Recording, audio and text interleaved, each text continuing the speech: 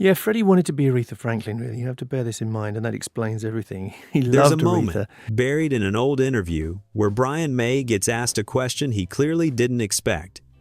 The interviewer, almost casually, leans forward and asks, "Brian, which Queen song could no other band on earth ever hope to match?" For a split second, Brian freezes.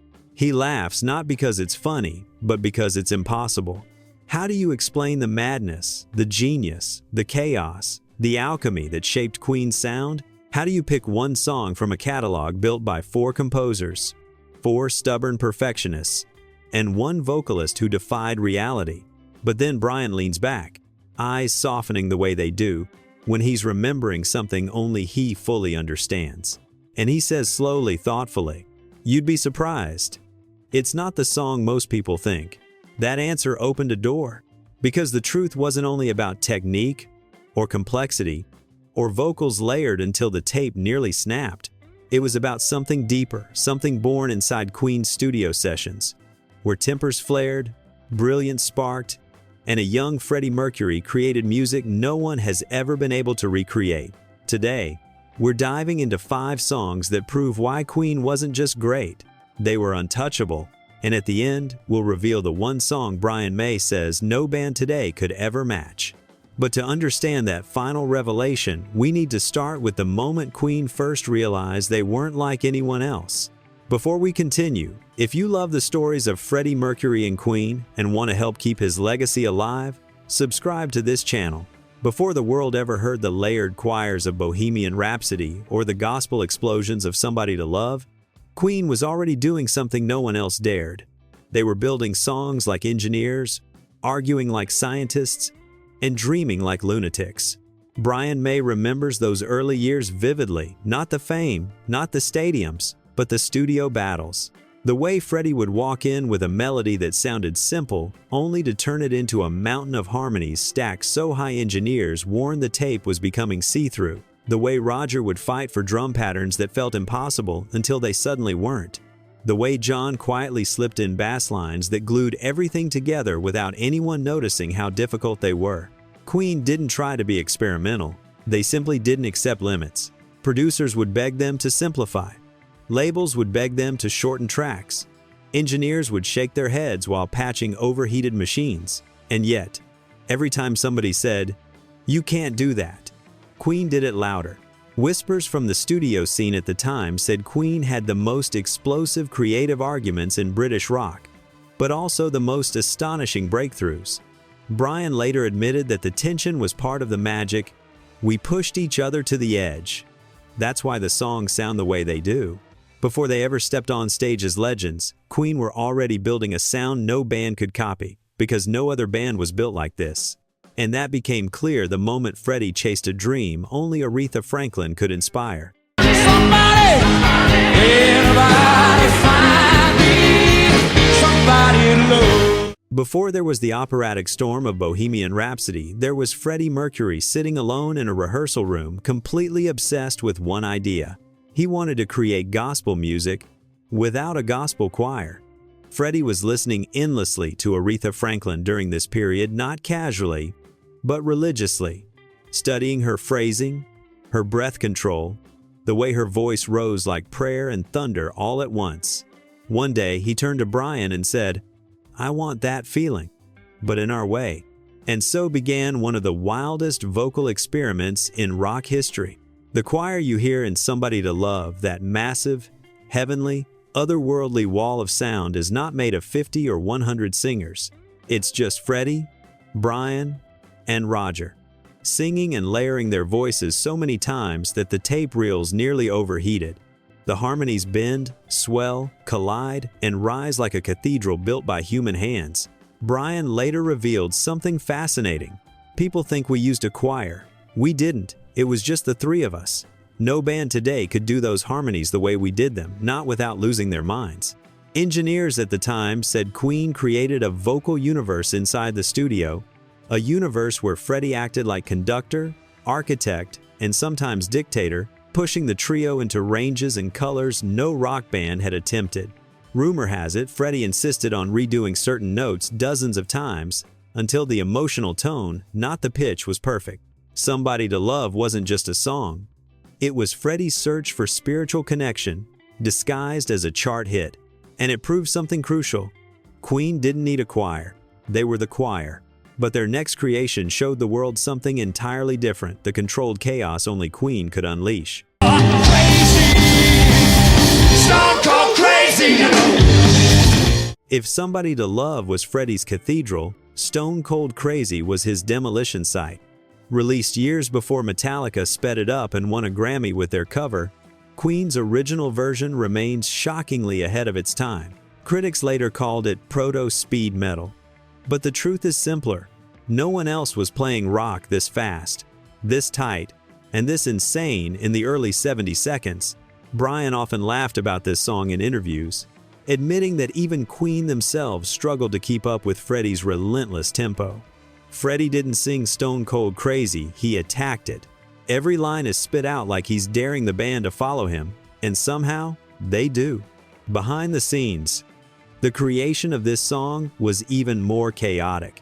Rumors say Freddie kept demanding the band push it faster, faster, faster until the point where producers were certain the track would fall apart. But Queen had a strange superpower. The more unhinged a song became, the tighter they locked in together. Brian once said, "Metallica did an incredible job, but Queen's version had a madness only Freddie could do. That madness was real, and it wasn't just vocal or musical, it was energetic. Freddie's speed, Roger's explosive drums, Brian's razor-edge guitar tone, and John's impossible precision fused into something other bands could imitate but never embody. Stone Cold Crazy proved that Queen didn't just break rules. They broke the sound barrier. But what came next wasn't wild at all. It was mathematical genius, wrapped inside a guitar solo Brian May says almost nobody can play correctly.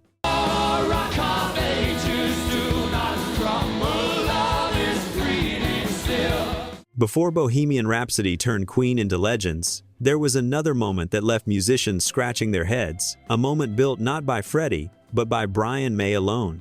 Brighton Rock begins like a classic rock track.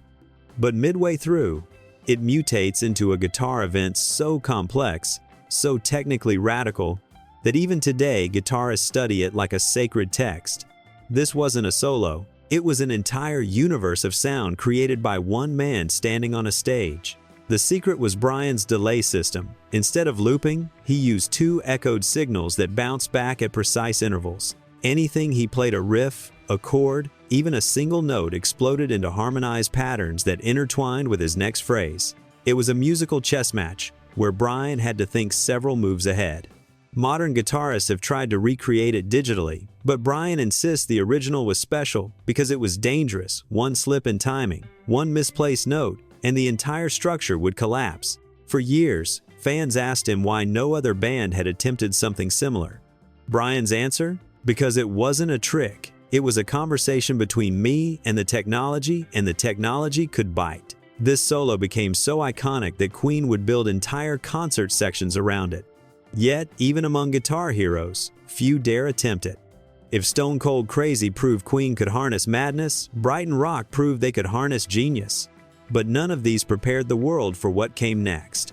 A song that broke every rule, baffled producers, nearly destroyed studio equipment, and still stands as the most mysterious hit in rock history. Is this the real life? Is this just fantasy? On paper, Bohemian Rhapsody is a disaster. No chorus, no structure, no genre. 6 minutes long. An opera inside a rock song, inside a ballad, inside a fever dream. Yet Freddie walked into the studio one day, laid out the pieces like a puzzle only he could see, and said, "Let's try it." Brian remembers engineers panicking because Freddie kept adding vocal layers, not 5 or 10, but dozens. By the end, the tape was worn so thin, you could see light shining through it. Rumors say the band reached 180 vocal overdubs, each performed manually by Freddie, Brian, and Roger. And then there were the lyrics, ambiguous, theatrical, whispered in metaphor. Brian has admitted publicly that Freddie never explained their meaning to the band. Not once. It was the one song Freddie refused to decode. To this day, Even AI analysis fails to fully replicate the tonal imperfections and micro-expressions in Freddie's layered vocals. It's too human, too organic, too Queen. But here's the twist. Even with its impossible construction, Bohemian Rhapsody is not the song Brian says no band could match. In fact, the one that earned that title wasn't Queen's biggest hit. It was the band's most mysterious creation, a darker, longer, more experimental track that captured lightning in a bottle. And that revelation begins with a warning whispered by Brian May himself. Listen, ladies, my side hill. Listen to the madman. For decades, fans assumed Bohemian Rhapsody was the most ambitious piece Queen ever created. But when Brian May was once asked which Queen song no band on earth could ever recreate, he didn't even hesitate. He said one name, The Prophet's Song. Hidden inside the A Night at the Opera album, overshadowed by its more famous sibling, The Prophet's Song, is an 8-minute storm of apocalyptic lyrics, shifting time signatures, stacked harmonies, and a middle section so wild that producers thought the tape machine had malfunctioned. But the truth? Freddie did it on purpose. Brian remembers watching Freddie step into the vocal booth, headphones on, eyes closed, and begin layering lines in a canon, one voice chasing another, overlapping, multiplying, forming a vocal labyrinth no one had ever attempted before. There was no digital assistance, no auto-sync, no computers, just Freddie Mercury's brain running faster than the studio could handle. Even Queen themselves admitted that the song was nearly impossible to perform live. The band tried once or twice, but the complexity collapsed the moment the multi-layered canon kicked in. Brian would later say, "You can mimic the notes, but you can't mimic Freddie's mind." It wasn't just a song, it was a prophecy roaring through a microphone. But the Prophet's Song didn't just test Freddie, it changed Brian May forever. Because what happened during that recording session revealed something Brian had never admitted publicly, not until years later. And that realization sets the stage for one of the most emotional confessions Brian has ever made. Brian has always been polite when asked about other bands. He praises musicians, celebrates talent, avoids comparisons. But there was one rare moment when he let the truth slip. In an interview reflecting on Queen's early catalog, Brian paused and said, "Even we couldn't recreate some of these moments. They happened once with Freddie, and that was it." He didn't say it dramatically. He said it like someone remembering a friend who carried lightning in his veins. Brian then described something that stunned the interviewer. There were sessions, especially during the Prophet's Song, where Freddie would improvise entire vocal structures on the spot.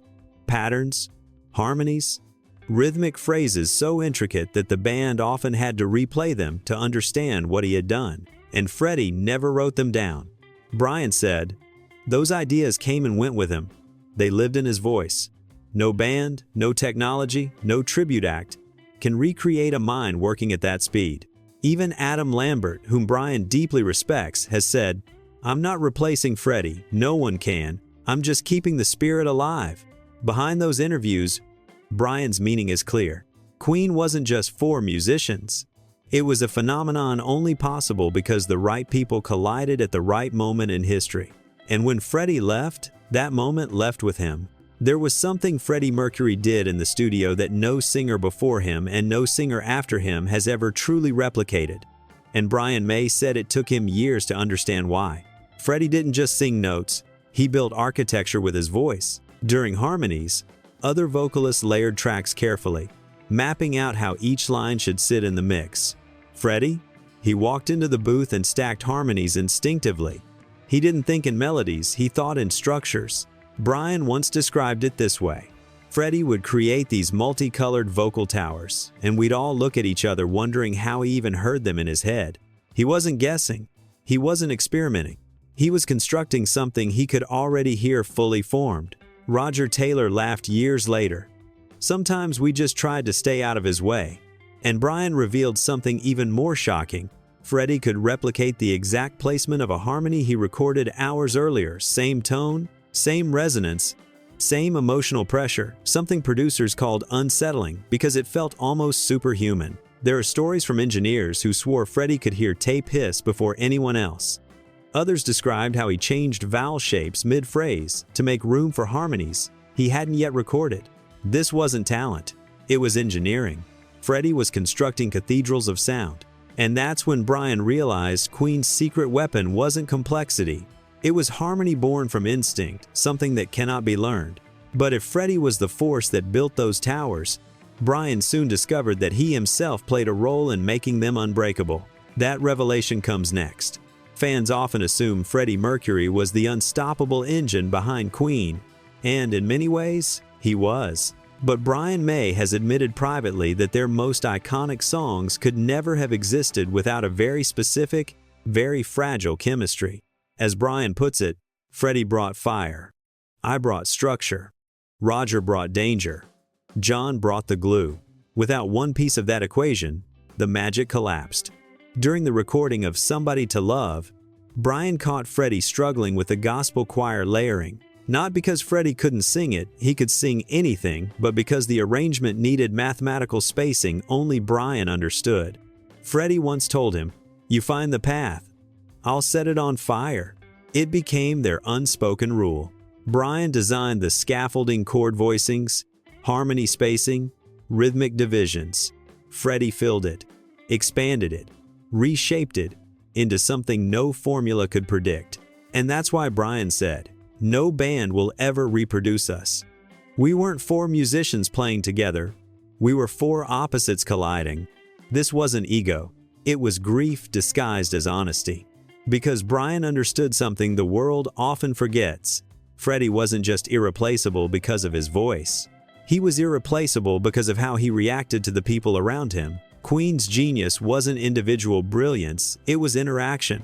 Remove one voice, one instinct, one personality, and the chemistry dissolves. Brian once said he could hear Freddie even now, not the voice, but the instinct, the exact place in the music where Freddie would have pushed harder, gone softer, or exploded into something unexpected. There is a moment Brian May refuses to watch without tearing up. Not because it reminds him of fame, but because it reminds him of impossibility. It happened on stage in 1975. And again in 1981, and again in 1986. Every time Queen performed the Prophet song, fans often think of Bohemian Rhapsody as the band's greatest achievement.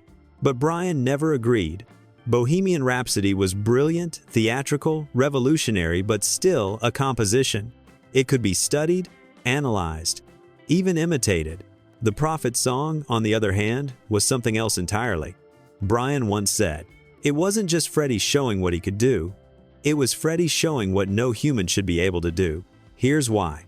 When Freddie stepped to the mic for the a cappella canon section, Now I Know, he didn't just sing harmonies. He generated them, improvising layered echoes and rhythmic loops with terrifying precision. There was no backing track, no digital delay, no pre-recorded harmonies.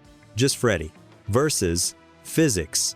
Roger once said watching Freddie do that live was like watching someone bend gravity. Even opera singers who studied the moment said his breath control made no sense. Engineers have tried recreating the canon digitally, and Brian laughed. Technology can repeat Freddie, but it cannot create Freddie, because that moment wasn't about notes. It was about instinct, madness, fearlessness, genius unchained. Brian said the room always changed when Freddie hit that section. Even the band would step back, watching him become something between a conductor and a storm. There are performances, Brian said quietly, and there are manifestations. This wasn't a performance. This was Freddie Mercury operating on a level Brian believes no singer, no matter how skilled, will ever reach. And that's why Brian says, some songs can be covered, some songs can be honored. But the Prophet's song, no band on earth can touch that, because no one will ever touch Freddie. And that, more than anything, is the real meaning behind the title of your video. Because when Freddie stepped into that spotlight, he wasn't competing with other singers. He was competing with the limits of human expression.